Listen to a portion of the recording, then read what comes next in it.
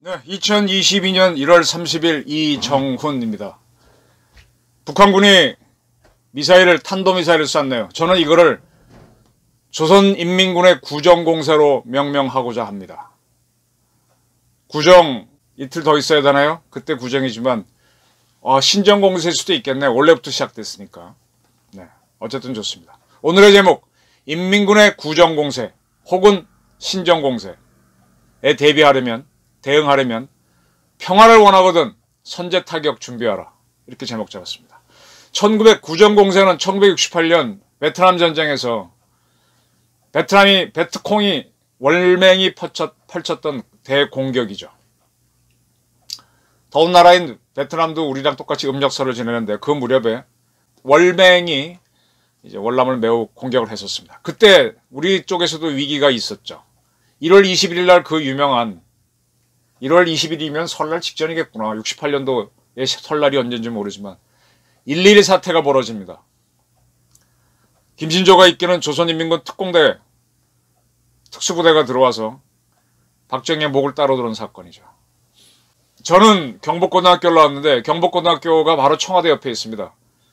그때 그 특공대들이 들어와서 길을 잘못 들어와서 경복고등학교에 들어와서 요즘은 뭐라 그러나 그때는 소사 아저씨라 그랬는데 학교에서 이렇게 여러 가지 일을 봐주는 그런 분 한 분이 희생이 됐었죠. 68년 베트남에서 구정공세가 벌어질 때 한반도는 굉장히 긴장됐습니다. 그리고 그해 가을 11월에 울진 삼척에 조선인민군 특수전부대라 그래야 되나? 아까 1.12 사태의 1위를 일으킨 거는 HID에 가까운 공작부대라면은 울진 삼척은 특수전부대, 우리 육군 특수전부대 같은 부대가 들어와서 중대급 부대가 들어와서 해방구를 만들려다가 우리 해병대하고 특전사가 출동해서 경멸시킨 사건이 있습니다. 굉장히 이걸로 긴장이 됐었죠. 그 다음에 이듬해인 69년도에는 미 공군이 운영하는 EC-121 일본에서 뜬 걸로 알고 있습니다. 이 첩보 비행기가 북한 함경남도 부근을 지나다가 매복했다가 떠오른 북한군 미그기에 추적을 받다가 격추돼서 30몇 명 전원 사망했습니다. 그리고 1.12 사태 직후에 미 해군 첩보함 푸에블라함 역시 일본에서 출항한 거죠. 원산 근처로 왔다가 인민군들이 추적을 해서 붙잡았습니다. 그래서 전원 한 명이 사망하고 부처 함장이와 전원 생포가 됐고 지금도 푸에블라함은 평양에 전시되어 있습니다. 그러한 1968년 베트남에서 일어났던 구정공세와 비슷한 상황이 지금 한반도에서는 1.12 사태, 푸에블라함 사태, 울진 삼척 사태, 그 다음에 이듬해의 EC-121기 사태로 이어지는 그런 위기가 비슷하지 않느냐라는 생각입니다. 베트남에 있었던 구정공세를 지금 중국과 미국이 대립하는 남중국해 위기, 중국과 대만이 대립하는 그 위기로 보시면 될 것 같고요. 그런 와중에 한반도에서 북한이 위기를 일으킨 게 1.12 사태, 푸에블라함 사건, 울진 삼척 사태, EC-121기 사건 되는 거죠. 또 반대로 우크라이나에서 미국과 러시아가 대립하는 걸 이용했다고도 볼 수도 있습니다. 자, 지난 28일 날 북한은 순항미사일 등을 쐈죠.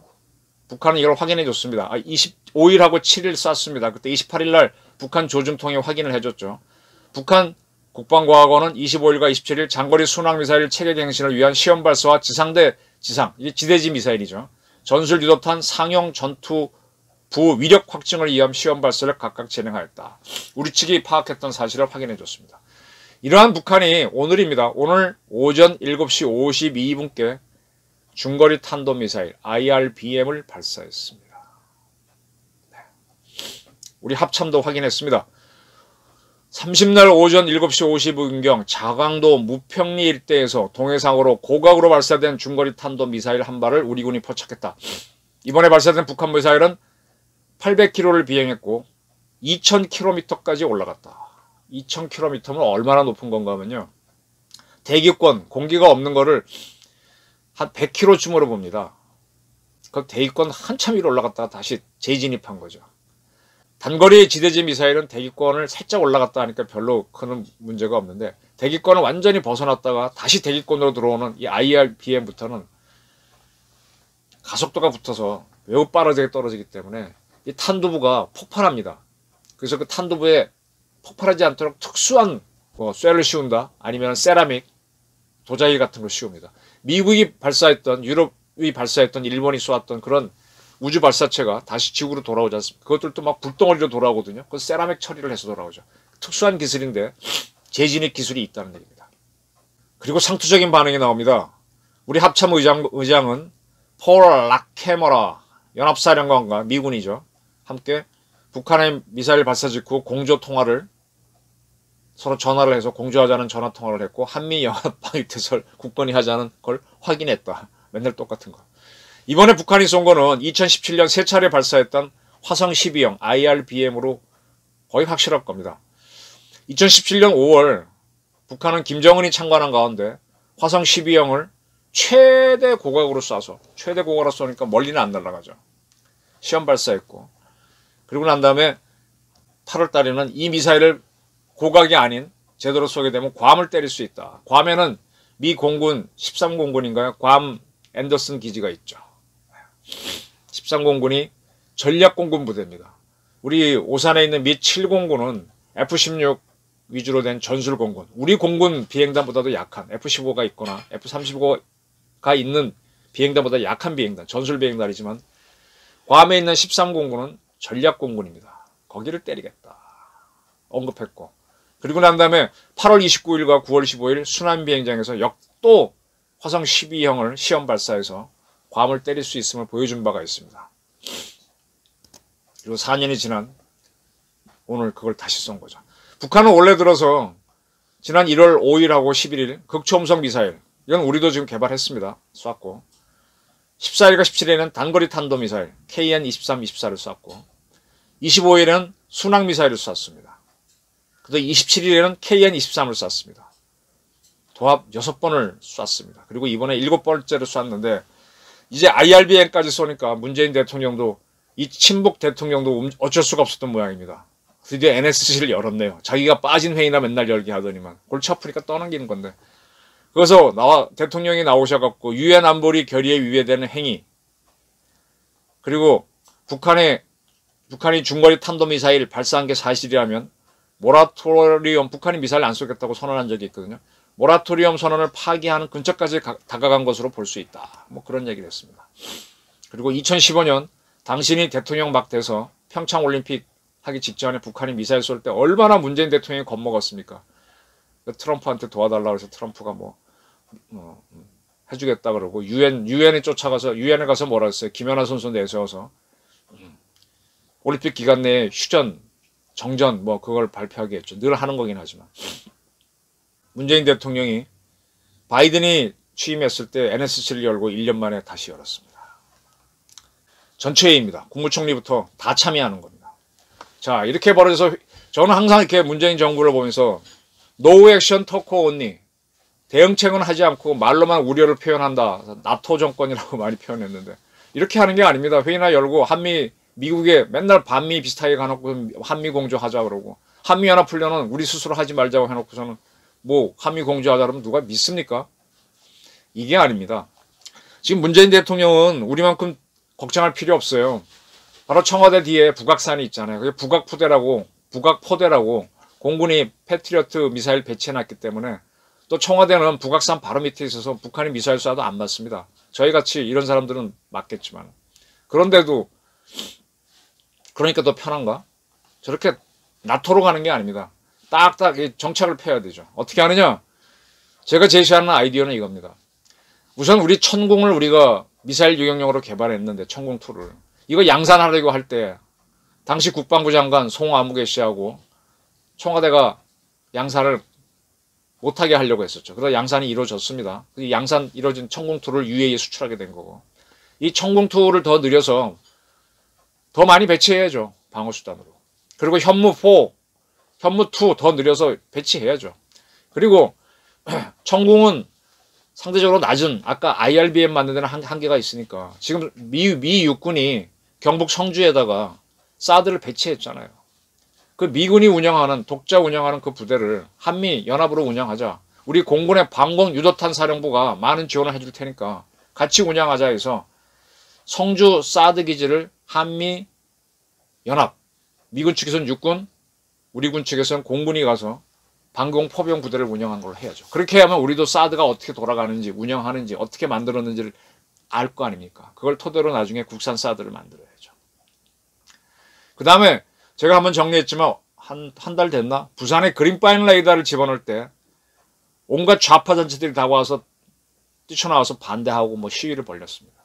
아니, 대한민국 지키겠다는데 왜 이렇게 반대하는, 거기 뭐 위안부 단체는 안 나왔나? 그런 사람들에 대한 조사를 좀 해야죠. 그 다음에 뭘 해야 되느냐. KAMD, 한국형 미사일 방어 체계하고 킬체인을 다시 점검해야 됩니다. 근데 지금 우리가 착각을 하는 게 북한이 미사일을 쏘면 KAMD로 맞고 킬체인을 쏘는 걸로 아는데 그게 아니고요. 북한이 미사일 쏠 조짐 보이면 킬체인으로 때리는 겁니다. 우리의 현무 미사일로. 때린 다음에 터지고 그 다음에 몇 개가 올라왔을 때 그걸 KAMD로 막는 겁니다. 그러니까 먼저 우리 현무를 쏘는 게 이게 선제 타격입니다. 선제 타격을 우리 군의 교리로 확정 지어야 됩니다. 확정 지어야 됩니다. 전쟁은 어떻게 하느냐. 북한이 미사일 쏠 조짐 보이면 우리가 킬체인을 가동해서 그걸 맞춰버리고, 그리고 살아남은 놈들이 날라오면 KMD로 맞고, 그래 우리 공격했어. 그 다음에 우리의 육군 포병까지 동원해서 전부 다 TOT 사격을 하는 KMPR, 대량 응징 보복 작전을 하는 겁니다. 그게 포 미사일을 쏘고 난 다음에 그 다음에 공군기 F-35 스텔스를 선두로 해서 북한 깊숙한 데 가서 더 정밀 폭격을 하고 F-15K가 하고 KF-16이 하고 그렇게 때리는 거예요. 그 다음에 해군에서 미사일을 쏘고, 그래서 병사들은 움직이지 않고요. 그 다음에 이제 뭐가 되면은 우리 기표 전체를 앞세워서 돌진하는 거고, 그 전에 해병대 상륙군을 통해서 원산이든 평양의 남포든 빵 치고 들어가면서 세컨 라인 제2전설을 만들고 육군 기갑부대가 올라가고, 그 다음에 보병이 올라가면서 이제 전쟁을 하는 구도인데, 요거를 시작이 선제 타격이라는 걸, 프리엠프티브 스트라이크라는 거를 교리화하고 군통 수권자인 대통령도 똑똑히 알도록 우리 국민들이 가르쳐야 됩니다. 하도 엉터리가 많으니까. 1968년 베트남에서 구정공사가 시작됐을 때 1.12 사태, 청와대 침투하려는 북한 특공대가 내려오고 울진 삼척 일어나고, 그리고 이시완토항기 격추되고 난리였죠. 푸에블람 납치되고. 이때 박정희 대통령이 했던 것이 향토예비군을 만들어서 대응을 했습니다. 그리고 바로 지금 우리 천궁 생산까지 간, 현무포 생산까지 간 방위 산업을 시작했습니다. 이게 박정희의 대응이었습니다. 문재인 대통령도 이렇게 대응하는 겁니다. 그리고 이렇게 대응해야 되는 문제를 이번 대통령 후보로 나온 이재명 씨하고 윤석열 씨한테 따져야 됩니다. 지금 이재명은 선제 타격하면 뭐 전쟁하자는 겁니까? 자기 뭐 팔다치고 뭐 한 거에 대해서는 막 굉장히 공격적인 사람이, 북한만 들어오면 그냥 뭐 평화주의자입니다 이래요. 자기 옆에는 뭐 국제 마피아가 있다, 뭐 상당히 이런 거 같은데, 뭐 쌈도 잘하고 뭐 성남시 의회에서 막 의원들 공박하는 거 보면 무섭게 하는 사람이 북한만 가면 전쟁하자는 겁니까 이러는데, 그런 사람한테 당신 정책이 뭐야 하고 따져야 되고. 지금 안보가 실종된 이번 대선인데 TV 토론이 열리면 안보를 갖고 넌 어떻게 보느냐, 이재명 넌 어떻게 보느냐, 윤석열 어떻게 보느냐, 이게 논점이 되도록 해야 되죠. 그리고 또 하나 방법은, 지금 문재인 정권이 국정원을 완전히 죽여놨잖아요. 이 국정원을 다시 정상화시키는 쪽으로 돌리게 되면 저항이 너무 클 테니까 이제 우리가 국방과 연계된 외교를 해야 되고 국방과 연계된 정보를 해야 됩니다. 제가 여러 차례 얘기했던 건데, 지금 국정원을 돌릴 수가 없으니까, 국정원 해외 업무만 하게 됐으니까 너희는 수단과 방법을 가리지 말고 김정은 와해시키고 북한 핵을 무력화시키는 공작을 해라. 오다를 줘야 됩니다. 명령을. 무조건 해라. 공작은 어차피 불법으로 하는 거니까, 우리나라 영토가 아닌 바깥에 나가서 할 거니까 해라 하라고 주고요. 그 다음에 국방과 연계된 외교를 하려면, 외교는 드러난 관계니까 가장 해야 될 건 쿼드 플러스에 가입하는 거죠.